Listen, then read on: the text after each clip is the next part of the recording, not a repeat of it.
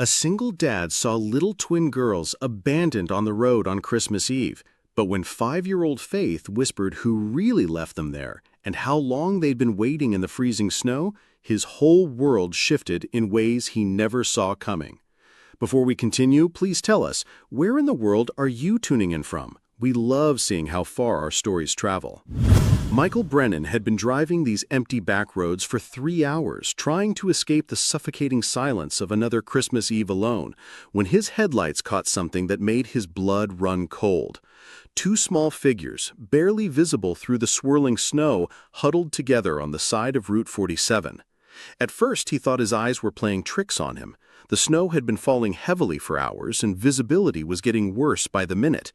But as his truck drew closer, his heart nearly stopped. They were children, 2 little girls in matching pink coats holding hands in the darkness, 20 miles from the nearest town. Michael slammed on his brakes, his truck sliding slightly on the icy road before coming to a stop. His hands were shaking as he threw the gear into park and turned on his hazard lights. Every instinct from his years as a sheriff's deputy kicked in at once. He grabbed his emergency flashlight and stepped out into the bitter wind. "Hey there," he called out softly, not wanting to frighten them. The smaller girl was crying, her whole body shaking, while her sister had an arm wrapped protectively around her. "Are you okay? Where are your parents?" The braver twin looked up at him with enormous brown eyes that held a fear no child should ever have. Snow had gathered in her dark hair, and her lips were turning blue from the cold. "Our aunt, she said to wait here," the girl said, her voice barely audible over the wind. "She said someone would come for us." Michael felt his stomach drop as he scanned the desolate road. There were no houses for miles, no broken-down cars, no sign of any adult anywhere. Just woods, darkness, and the relentless snow. The nearest home was at least 2 miles away, and in this weather, that might as well have been 20. "Sweetheart, how long have you been waiting here?" The quieter twin finally spoke, her voice so small he had to lean in to hear her. Since the sun was up." The words hit Michael like a physical blow. He glanced at his watch. It was past 7 in the evening. These children had been abandoned on the side of the road for over 8 hours, on Christmas Eve, in a snowstorm that was only getting worse. His hands clenched into fists, but he forced his voice to remain calm and gentle. "My name is Michael. What are your names?" "I'm Grace," said the braver one, still trembling. "This is my sister Faith." "Those are beautiful names. Listen, Grace, Faith, it's very, very cold out here, and it's not safe. How about you come sit in my warm truck while we figure out how to find your aunt?" The girls exchanged glances, and he could see the war between their desperation for warmth and the fear that had probably been drilled into them about strangers. He slowly pulled out his phone, showing them his lock screen, an old photo of him in his sheriff's deputy uniform. "I used to be a police officer," he said gently, kneeling down in the snow so he was at their eye level. "I promise I just want to help you get somewhere safe and warm. You must be so cold." Grace looked at her sister, seemed to make a decision that was far too heavy for someone so young, and nodded. Michael helped them into his truck, his heart breaking at how light they were, how their tiny bodies shook violently from the cold. He immediately cranked up the heat as high as it would go, and grabbed the emergency blanket from his glove compartment, wrapping it around both of them.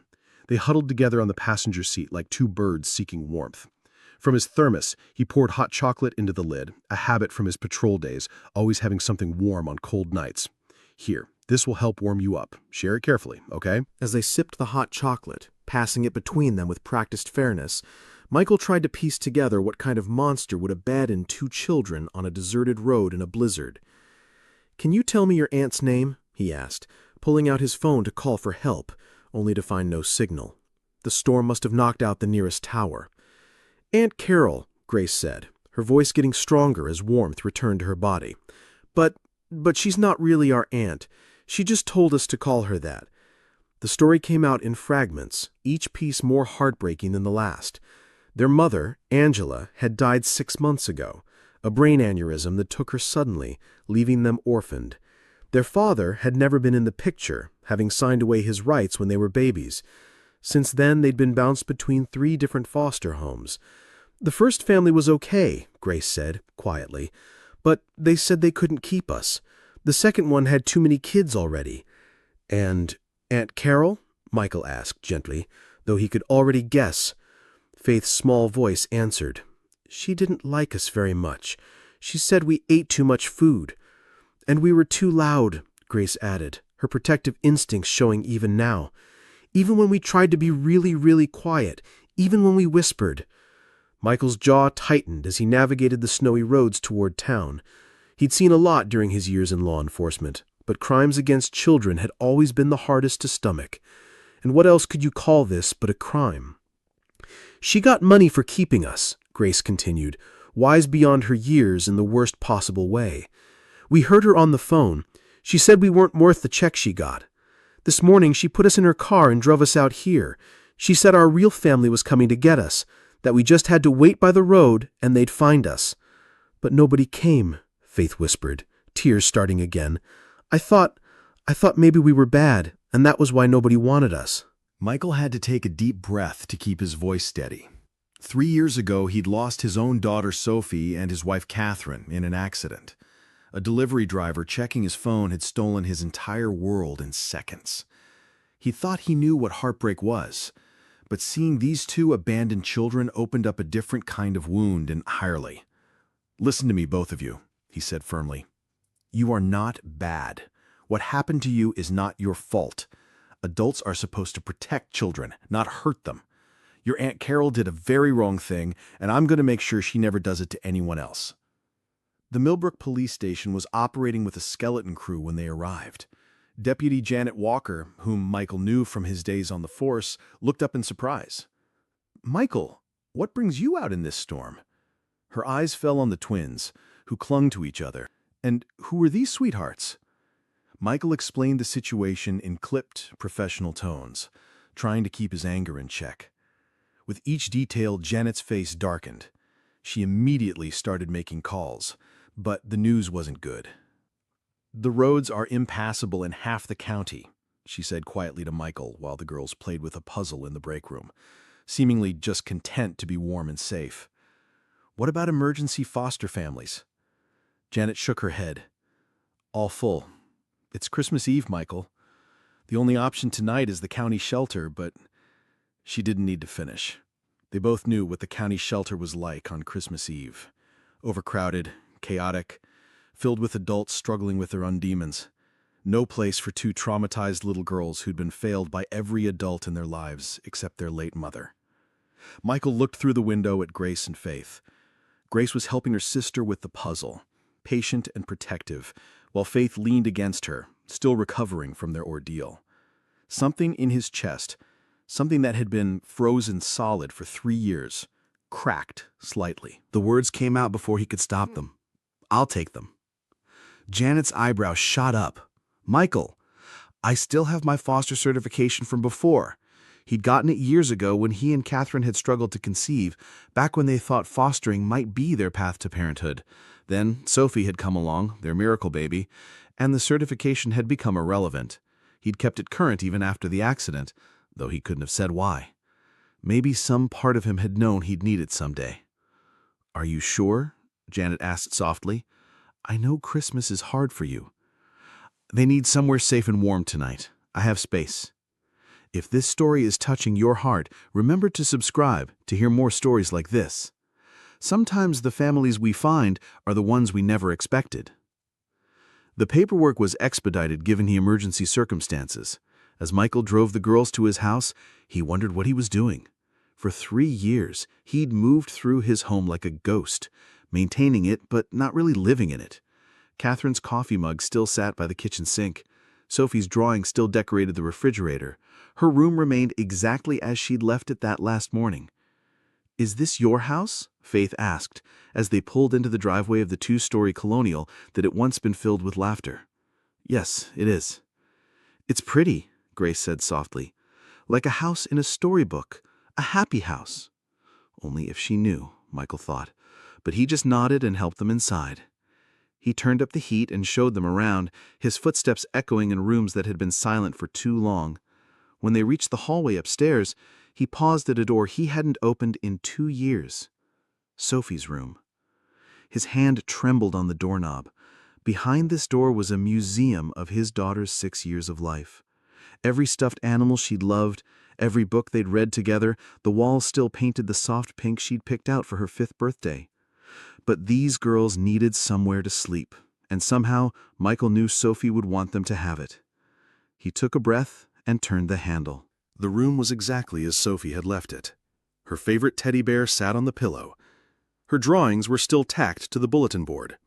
The calendar on the wall was still turned to December 3rd, 3 years ago, with Christmas written in her shaky handwriting on the 25th, decorated with crayon stars. The twins stood in the doorway, uncertain. "Whose room is this?" Grace asked, always the one needing to understand everything. Michael was quiet for a long moment, his throat tight. "It belonged to my daughter. She's not here anymore." Faith, surprising him with her intuition, slipped her small hand into his. It was such a simple gesture, but it nearly undid him. "Is she in heaven with our mommy?" The innocent question, asked with such matter-of-fact acceptance of loss, broke something open in Michael's chest. "Yes," he managed. "I think they're probably friends up there. I think Sophie would be happy to know you're using her room." "What was she like?" Grace asked. "She was—" He had to stop and compose himself. "She was bright and funny. She loved to draw, just like you, Faith. And she was always asking questions about everything, like you, Grace. She would have liked you both very much." That evening, he made them grilled cheese sandwiches and tomato soup, the only thing he could manage with his depleted pantry. He'd been surviving on frozen dinners and takeout for so long, he'd forgotten what it was like to cook for others. But the girls ate like it was a feast, thanking him with every bite. "At Aunt Carol's, we only got one meal a day," Faith said quietly. "She said we were too expensive to feed more than that." Michael's hands clenched around his coffee mug. He made them each another sandwich, without a word. He found some of Sophie's clothes that fit them well enough, pajamas with unicorns on them that made Faith smile for the first time, and a set with stars that Grace held like they were made of gold. While they changed, he started a load of laundry to clean their wet things, noticing how threadbare their coats were, how their shoes had holes that had been stuffed with newspaper to keep the snow out. As bedtime approached, Grace asked hesitantly, "Mr. Michael, we don't have presents for tomorrow. Santa doesn't know we're here. He probably went to Aunt Carol's house, but we weren't good enough for her to keep us, so maybe we weren't good enough for presents either." The matter-of-fact way she said it, as if she'd already accepted that they didn't deserve good things, made Michael want to find this Carol woman and— He stopped himself. That wasn't what these girls needed from him. "You know what?" he said, kneeling down to their level. "Santa's very smart. Sometimes he leaves extra presents at people's houses, just in case someone special might need them. Why don't we check in the morning and see?" After they were asleep, curled up together in Sophie's bed like two kittens, Michael went to his garage. In the back corner, covered by a tarp and layers of dust, were the presents he'd bought for Sophie that last Christmas. He'd been shopping early, planning ahead as always, buying things for a slightly older child, books she'd grow into, art supplies for when her drawings became more sophisticated, a science kit for the questions she was always asking. He'd never been able to return them or donate them. They'd sat here for 3 years, waiting. Maybe somehow they'd been waiting for tonight. Michael brought them inside, dusted them off with shaking hands, and placed them under the tree he'd grudgingly put up only because his neighbor had insisted he couldn't let the holidays pass without at least trying. The tree looked less lonely with presents beneath it. He also called Janet, who promised to bring over some additional clothes and necessities in the morning, weather permitting.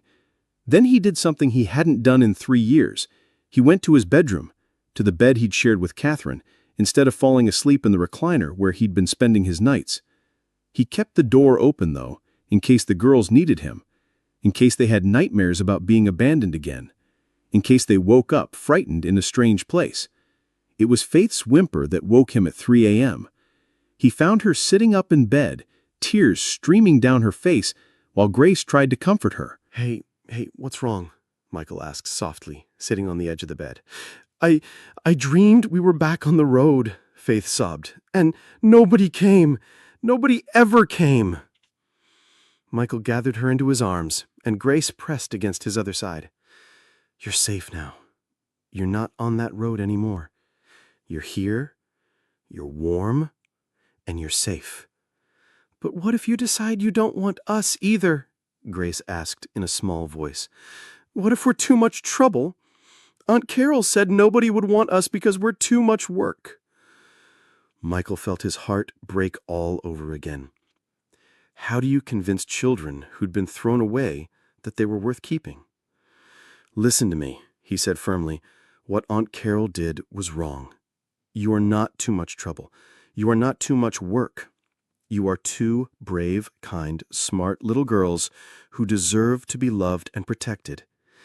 And as long as you need somewhere to stay, you're welcome here. Okay? They nodded against him, and he stayed there until they fell back asleep, standing guard against their nightmares the way he wished someone could have stood guard against his.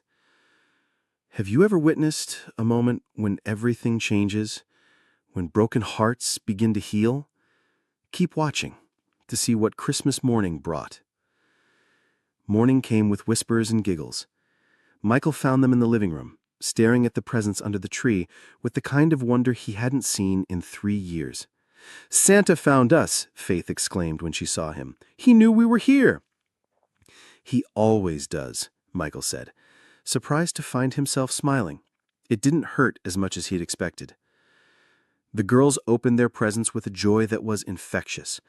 Art supplies that made Faith squeal with delight, books that had Grace's eyes lighting up, a pair of dolls that they immediately decided were sisters, like us, board games they could play together, simple things that they treated like treasures. Grace carefully saved every piece of wrapping paper, smoothing it out and folding it neatly. We can use it to wrap presents for other people when we have presents to give someday. The optimism in that statement, the assumption that there would be a someday when they had enough to give to others, made him excuse himself to the kitchen where he could compose himself. Janet arrived around noon with supplies and news. She pulled Michael aside while the girls were trying on the clothes she'd brought, proper winter coats, boots without holes, warm sweaters in bright colors. "We found Carol Hutchins," she said quietly. "She's been arrested. She admitted to abandoning them, said she'd been planning it for weeks. She'd already told CPS that the girls had run away, was going to keep collecting the checks until someone figured it out. What happens to them now? Their case will be reviewed after the holidays, but Michael..." Janet paused. "They have no one. Their mother had no living relatives, and their father terminated his rights years ago. They'll go back into the system, probably be separated because most families don't want to take 2 kids at once." "No," Michael said firmly. "They stay together. That's not always possible. Then I'll keep them, both of them." Janet studied him carefully. "That's a big decision, Michael. You've been through a lot. So have they, and they've been through it alone. At least I had 3 good years with my family before I lost them. These girls have had nothing but loss and abandonment. They deserve better." Over the next few days, something shifted in Michael's house. It wasn't sudden or dramatic, healing never is, but slowly spaces that had been silent filled with sound again. Faith's drawings began appearing on the refrigerator next to Sophie's old ones. Grace's voice could be heard reading aloud from the books she was devouring. The kitchen table that had held nothing but mail and silence for 3 years became the site of meals and conversations and homework once school resumed. Michael found himself doing things he hadn't done in years, cooking real dinners, making packed lunches, checking closets for monsters. Though Grace insisted she was too old for that, she still looked relieved when he did it. Reading bedtime stories, with Faith always asking for just one more chapter, and Grace pretending she wasn't listening while hanging on every word. The girls had nightmares sometimes. Faith would dream about the cold, about waiting on that road forever. Grace would dream about being separated from her sister. But Michael was always there, ready with comfort and reassurance, standing guard against their fears the way parents should. His grief counselor, whom he'd called for an emergency session, had asked him one simple question. Are you considering this because you miss having children, or because these specific children need you? The answer had come immediately. It wasn't about replacing Sophie. No one could ever do that. His daughter would always hold her unique place in his heart. This was about Grace and Faith, two little girls who carefully saved wrapping paper and said thank you for every meal. Two little girls who held each other through nightmares and shared everything equally without being asked. Two little girls who'd been failed by every adult in their lives except their late mother. Two little girls who deserved to know what it felt like to be chosen. On New Year's Eve, as they watched the ball drop on TV, recorded earlier because the girls couldn't stay up that late, Faith curled up against Michael's side. "Mr. Michael, are we going to have to leave?" Grace, on his other side, tensed slightly, waiting for the answer she'd been too afraid to ask. Michael had been wrestling with this decision all week, but sitting there with these two brave little souls who'd survived so much, the answer was clear. "No," he said firmly. "You're not going to have to leave. Not if you don't want to." "Really?" asked Grace, her voice small and hopeful. "Really. We'll make it official. Would you like to stay here, permanently? Become a family?" Faith threw her arms around him, and Grace quickly joined her. For the first time in 3 years, Michael felt something other than grief in his chest. Not happiness exactly. That would take time. But purpose. Hope. The possibility that broken hearts could still hold love. "We can be your daughters?" Faith asked. "Real daughters? Forever and ever?" "Forever and ever," Michael confirmed, holding them tighter. Sometimes, the most beautiful families are the ones we never expected. If this story touched your heart, share it with someone who needs to hear it today. The adoption process took 6 months. There were home visits where the girls showed off their rooms. They'd kept Sophie's room but made it their own, with Faith's drawings and Grace's books mixing with Sophie's old things. There were court dates where they dressed in their best clothes and held Michael's hands so tightly his fingers went numb. There was paperwork that seemed endless, but Michael attacked it with the determination of a man who'd already lost one family and refused to lose another. Grace joined the school's reading club and came home bubbling with excitement about the stories she was discovering. Faith's art teacher said she had real talent and enrolled her in an after-school program. They both started calling him Dad by spring, naturally, without any discussion about it. Grace said it first, casually asking, "Dad, can you help me with my homework?" And Faith followed within hours. The first time it happened, Michael had to excuse himself again. But this time, the tears weren't just from grief. They were something more complicated. Joy and sorrow mixed together. The recognition that he could be a father again, without betraying the memory of the daughter he'd lost. Catherine's sister visited in the spring, worried about Michael taking on so much so soon. But when she saw him with the girls, helping Grace with a school project about the solar system, teaching Faith how to mix colors for the sunset she was painting, she understood.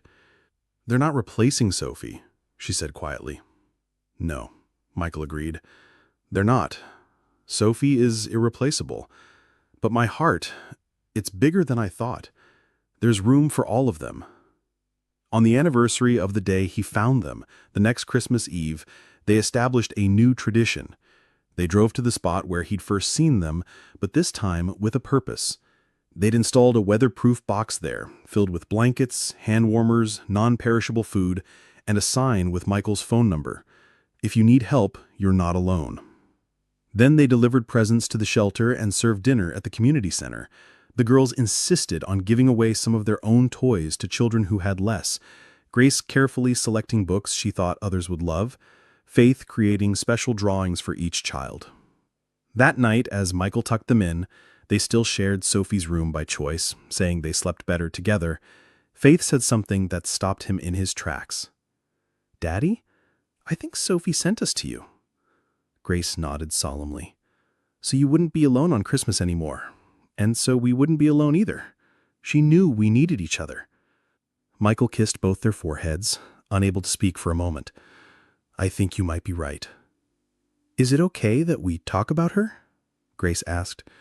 "Does it make you too sad?" "No, sweetheart. It makes me happy that you want to know about her. She's part of our family story, just like your mom is. We can talk about them whenever you want." Later, standing in the doorway watching them sleep, Faith's hand reaching out even in sleep to make sure Grace was there, Grace's protective arm thrown over her sister, Michael whispered a thank you. To Catherine for teaching him how to love, to Sophie for showing him joy, to Angela, the girl's mother, for bringing these two precious souls into the world, to whatever force had put him on that road at that exact moment. He thought about that night a year ago, the snow swirling, the hazard lights, two small figures in pink coats that were too thin for winter. He thought he was just taking his annual drive to nowhere, trying to escape his grief. Instead, he'd driven straight into a new chapter of his life. The twins hadn't replaced his lost family. They'd created a new one. Different, unexpected, but real and precious nonetheless. The hole in his heart would never fully heal. He knew that now. Catherine and Sophie would always be a part of him, always be missed, always be loved. But Grace and Faith had shown him that a broken heart could still love, still protect, still be a home for others who needed one. Love, he'd learned, wasn't a finite resource. It didn't run out. It grew to fill whatever space you gave it. 6 months after the adoption was finalized, Michael was going through some old boxes in the garage when Faith and Grace came running in. "Dad, Dad, look what we made at school!" It was Father's Day, and they'd made cards. Grace's was covered with carefully written words about how he'd saved them, how he'd chosen them, how he was the best dad in the world. Faith's was covered with drawings, their family, including a little angel she'd labeled Sophie, watching over them. But it was what Faith said next that truly undid him. "Our teacher asked us to write about our heroes. I wrote about you, because you didn't just save us from the cold that night. You saved us from being alone forever." Grace added quietly, "You gave us a family when everyone else gave up on us. You're not just our dad, you're our hero." Michael pulled them both into his arms, thinking about the journey that had brought them here. 3 broken hearts that had found each other in the snow. 3 souls who'd learned that families aren't always born. Sometimes they're found on the side of the road on Christmas Eve, waiting to be claimed, waiting to be loved, waiting to come home. "You saved me too," he told them. "You two saved me too." And in that garage, surrounded by boxes of memories, both painful and precious, a father and his daughters held each other tight. A family forged, not by blood, but by choice, by love, by the simple act of refusing to let go. Sometimes the greatest gifts come in the most unexpected packages. Sometimes they're wearing pink coats that are too thin for winter.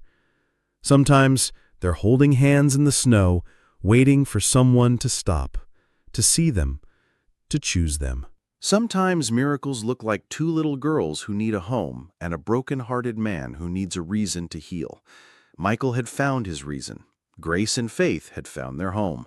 And together, they'd found that love doesn't divide when you share it. It multiplies. It grows. It heals.